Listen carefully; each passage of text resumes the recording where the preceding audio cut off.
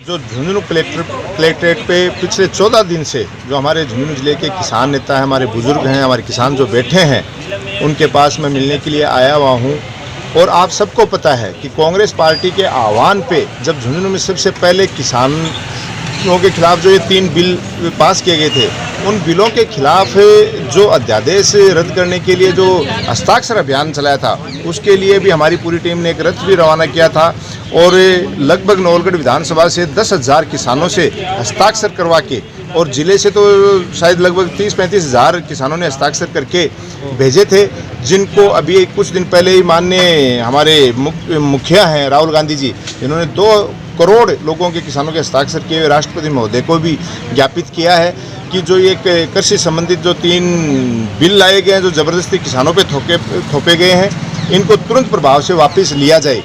आज जो केंद्र में बैठी सरकार है, वो इतनी निष्ठुर हो चुकी, जो धरतीपुत्र है, जो किसान का बेटा है, जो आज सबका पेट पाल रहा है, वो इतनी भयंकर ठंड में रात दिन सड़कों पे लेटा हुआ है, लेकिन ये निष्ठुर सरकार उनकी तरफ ध्यान नहीं दे रही।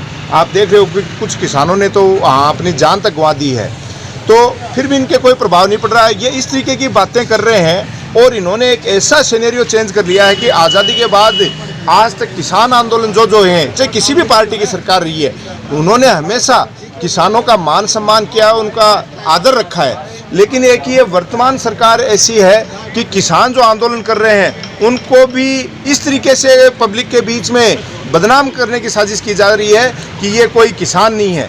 अरे आप जाके तो देखो, इनके पास तो रिकॉर्ड है। आप ज़रूर जो लोग बोल रहे हो किसान के बारे में नियम बना रहे हो, उन लोगों को तो ये भी नहीं पता कि किसानी होती कैसे है, खेती होती कैसे है। केवल अपने बड़े बड़े नेताओं को झूठ बोलने की ट्रेनिंग दे रखी है। वो मंच के माध्यम से कहते हैं कि आपकी चिंता मत करो, ज़मीन नहीं जाएगी। अरे भैया, आप क्या मंच से कह रहे हो ज़मीन किसान की है, कहाँ जाएगी ज़मीन? आपके साथ कोई अन्याय नहीं होगा। अरे आपको यही नहीं पता कि किस तरीके के MSP हैं, कहाँ क्या मूल्य मिल रहे हैं। आज ये बात करते हैं यूपी बिहार बड़े बड़े की।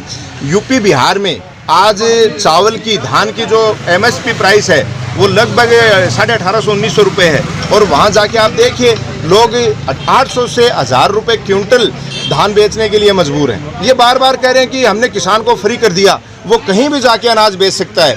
अरे तो वो कहाँ जाके बेचे जहाँ उसको उचित मूल्य मिलेगी, वो जगह तो बताइए आप। आज मेरे नवलगढ़ का किसान है, वो ज़्यादा से ज़्यादा अपनी फसल मुकनगढ़ बेच लेगा, नवलगढ़ बेच लेगा, झुंझुनू बेच लेगा। क्या वो जाके दिल्ली थोड़ी बेचिएगा?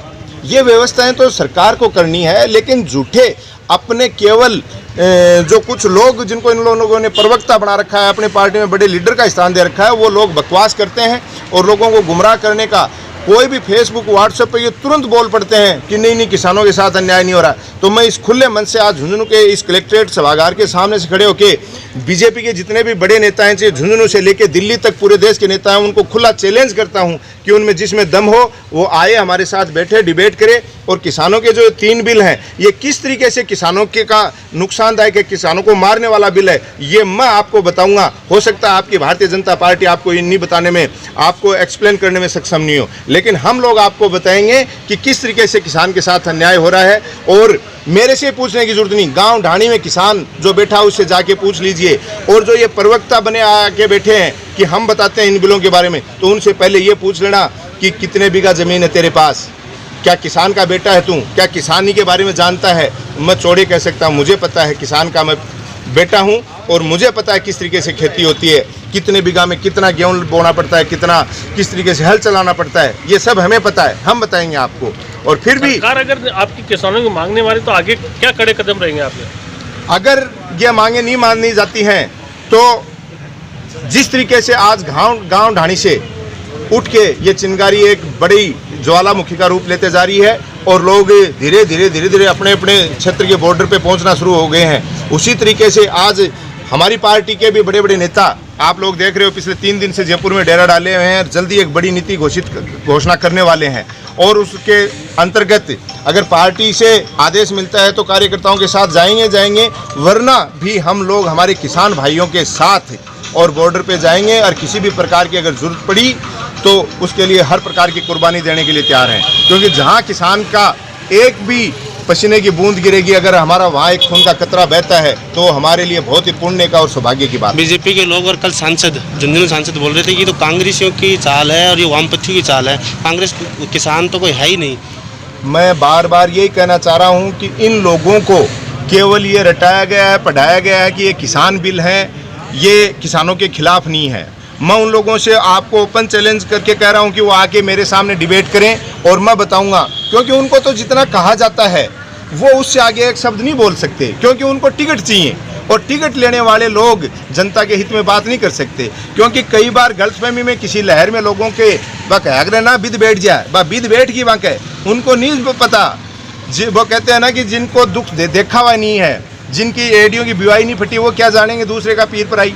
वो लोग, उनको नहीं पता किसान का दर्द क्या है। वो लोग केवल और केवल जनता का शोषण करके और एक टिकट के आधार पे जीते हुए लोग हैं। उनको ग्राउंड लेवल की राजनीति के बारे में नहीं पता और किसानी के बारे में तो बिल्कुल ही नहीं पता है कि किसान किस तरीके से पीड़ा पाके और दुख पाके किस तरीके से अपने बच्चों का लालन पोषण कर रहा है। आज किसान की क्या हालत कर दी।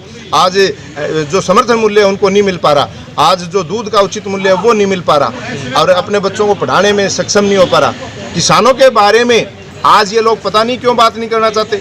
मैं कहता हूँ आज ये लोग, मैं जिस पद पे हूँ, अगर मैं इनको एक्सप्लेन नहीं करना पाता हूँ तो आप कहेंगे मैं मेरा पद छोड़ने के लिए तैयार हूँ। लेकिन इनसे ये पूछो, क्या आप अपने पार्टी का पद और अपने जो पार्टी ने आपको सुविधाएं दे रखी हैं छोड़ने के लिए तैयार हैं? ये पार्टी से ऊपर बात ही नहीं करना चाहते। इनको तो इस तरीके से घूंटी पिलाई हुई है कि जो पार्टी ने कह दिया। अरे सब चीज़ें पार्टी हित में ही नहीं देखी जाती है। जिस समाज से, जिस परिवार से, जिस क्षेत्र से हम निकल के आते हैं, हमारी जन्मभूमि का भी हमारे ऊपर कोई उत्तरदायित्व है। हम जिस जन्मभूमि में, जिस समाज में, जिस परिवार में जन्म लिया है, पहले कर्तव्य हमारा उनके लिए भी बनता है। पार्टियां बाद में हैं, राजनीति करना बाद की बात है, लेकिन अगर उनका ही हम ऋण नहीं चुका पाएंगे तो हमारी ऐसी राजनीति करने पे मैं तो लानत मानता हूं और ऐसे पदों पे भी लानत मानता हूं कि ऐसे पद लेके हम किसान के बारे में नहीं बोल पाए, तो ऐसा पद मुझे नहीं चाहिए।